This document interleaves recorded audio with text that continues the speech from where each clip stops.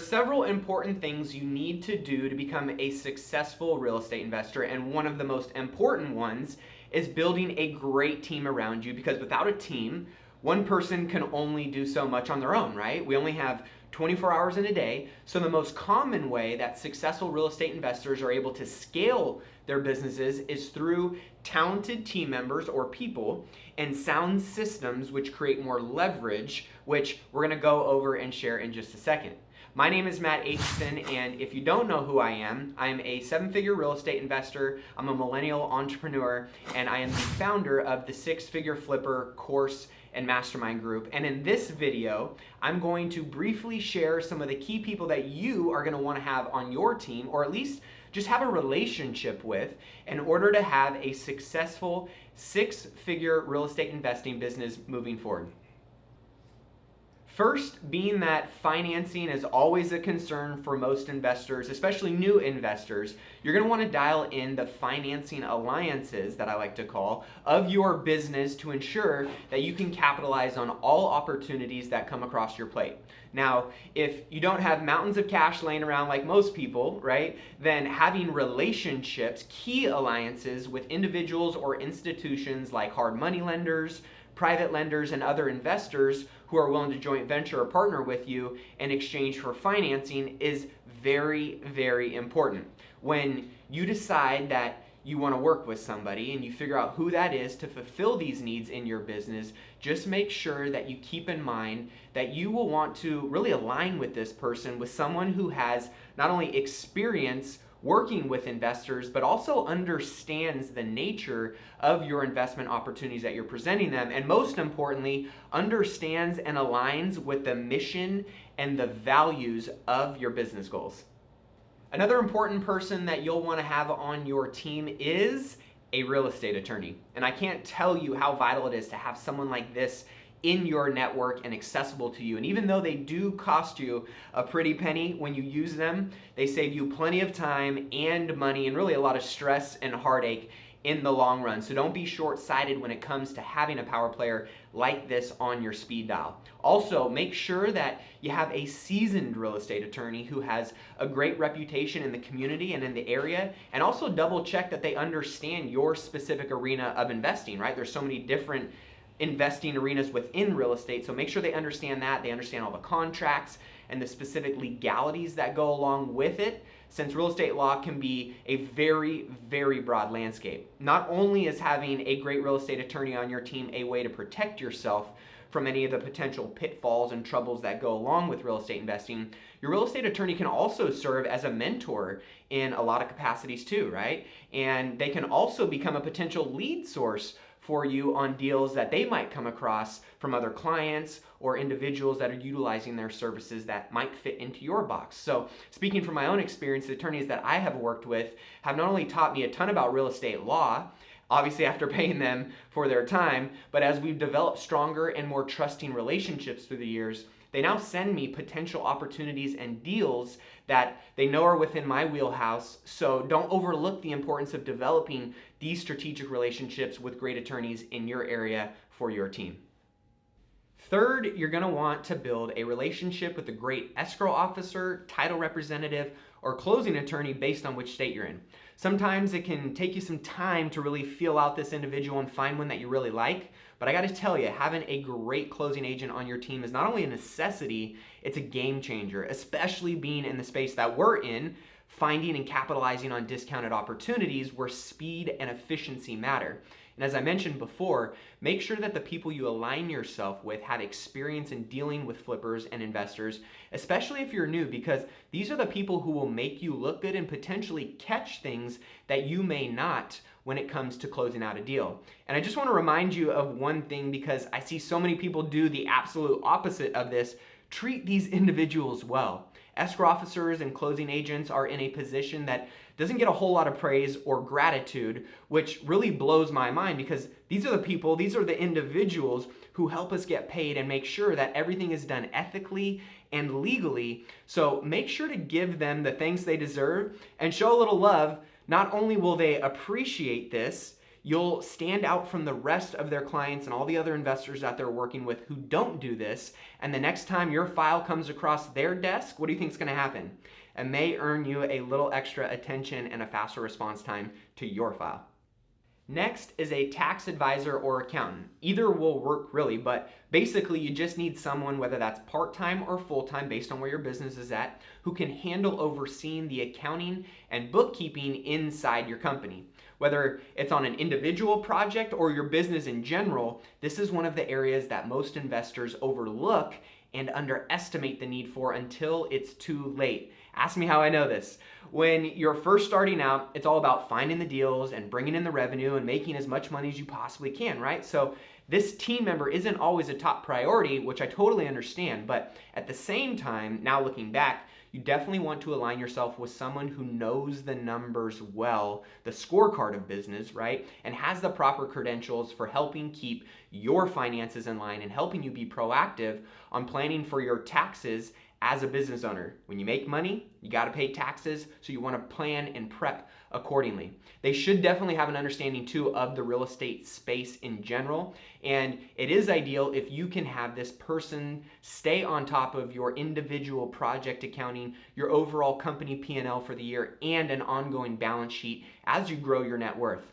I can't tell you how many investors I know think that they're making a ton of money or running a legitimate business, but when it actually comes down to tax time or looking over their financial statements and really diving into them, they are completely in the dark and behind the 8 ball and really sometimes below the red line. So if you have a great financial resource on your team that you can rely on, you will put yourself in a position to get the proper tax write-offs that you deserve, and you can also maintain an accurate snapshot of your business scorecard, which empowers you to make the right financial decisions moving forward.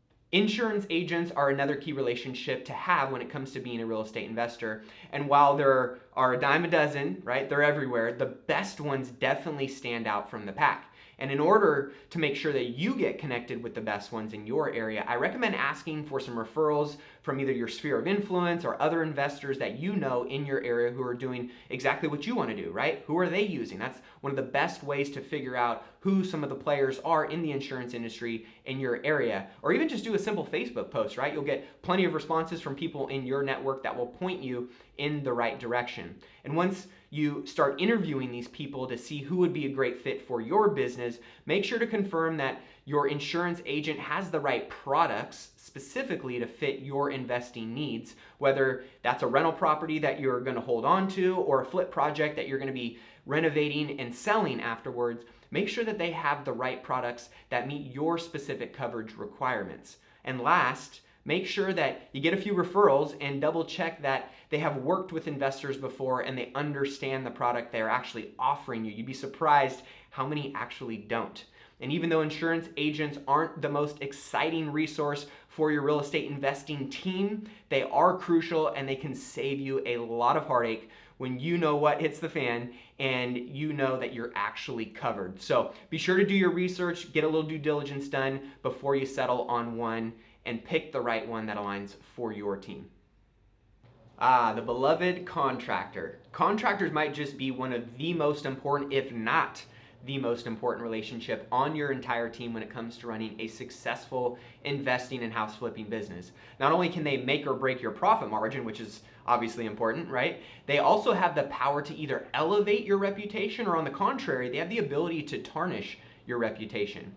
Now, contractors are, rightfully so, a big extension of you and your company, and the work that they do to your properties will reflect back on you long after the job is finished. So, be sure to give this role the attention that it deserves when interviewing and selecting your next contractor to work with. And I will say, great contractors, yes, they are harder to find, especially the ones who can get things done on time and within your budget, but they are out there, so don't settle and make sure to ask around, get as many referrals as you can, do your research up front, and follow the specific steps that I use in my hiring a quality contractor checklist. The more due diligence that you do up front when aligning yourself with a great contractor, the less stress and frustration that you're going to have on the back end later down the road. Also, just a quick side note for you on maybe some of the smaller projects, the mini trades or simple construction needs, it's always nice to have a few handyman on call. That way, one, they're generally much cheaper than a general contractor is going to cost, but be sure to only use them on those specific projects that doesn't necessarily require permits and or specialized trades. Everything outside of this scope should be left in the hands of a licensed, bonded, and insured contractor.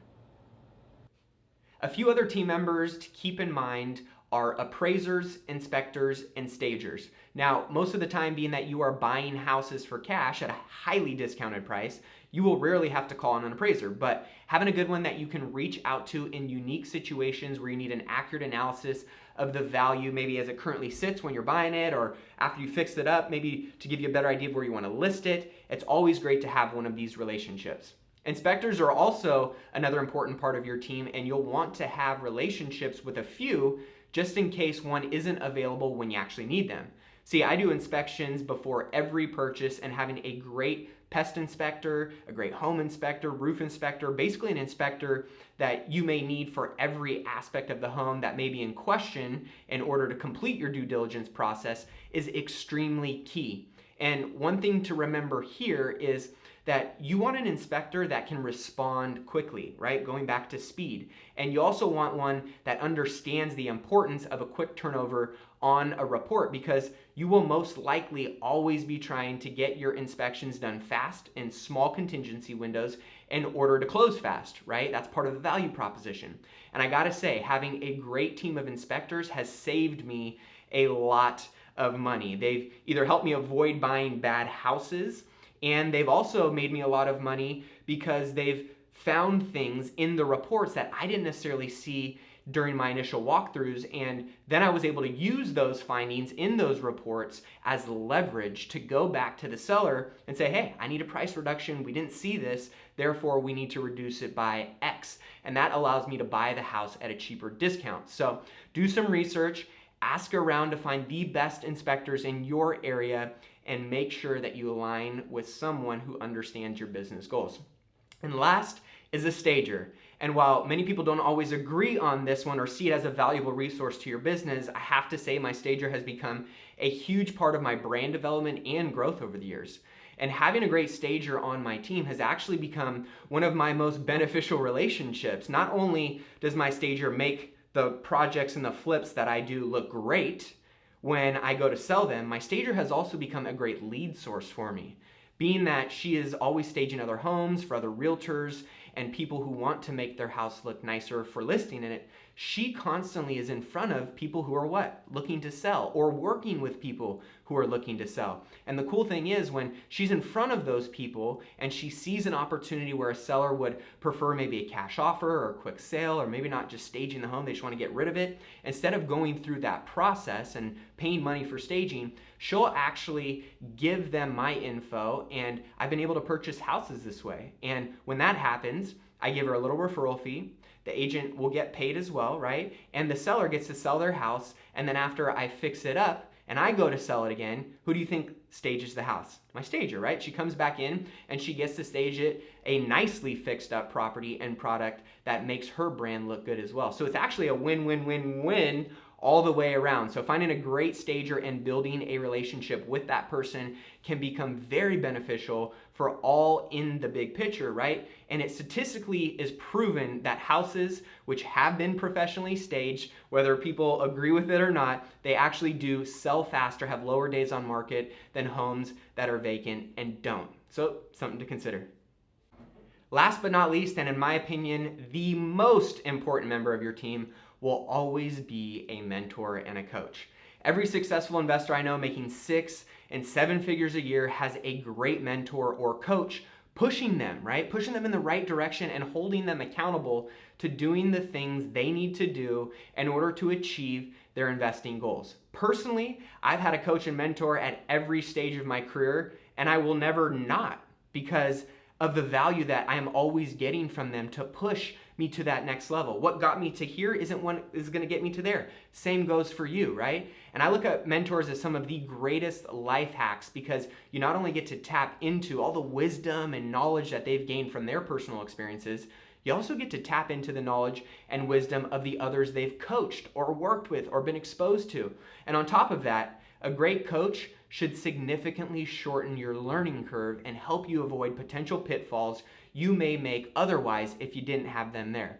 I always think, the Olympians, the pro athletes, really all of the most elite performers in the world over the history of time, the people who are considered the absolute best in what they do, they themselves always have coaches and are looking to get better each and every day as well. So no matter where you're at in your business, if you're just starting out or if you're already at the six-figure level and pushing beyond, having a coach and mentor will always be a key member of your team and to help you continue elevating your ceiling of achievement. So with that being said, hopefully that was helpful, and now you have a better understanding of some of the most important people that you may want to start building alliances or relationships with moving forward in order to achieve your investing goals. No matter where you're at in this process, like I said, whether you have one person, maybe it's still just you, maybe you have 3 or 4 people on board, just remember that when it comes to assembling your rockstar team, it takes time. Just like any great relationship that you've got in your life right now, right? If you were to look at it, it didn't happen overnight, and this is no different. But now that you know who to look for and where to potentially find them, you have a great starting point to begin. And hopefully now you feel a little bit more equipped to go out and start this process for yourself. So I'll leave you with this. This is a quote from Helen Keller: "Alone we can do so little, together we can do so much." When you surround yourself with a high quality team and you don't settle, I guarantee that you will accomplish all of your investing goals and so much more. Until next time, I'll see you on the flip side.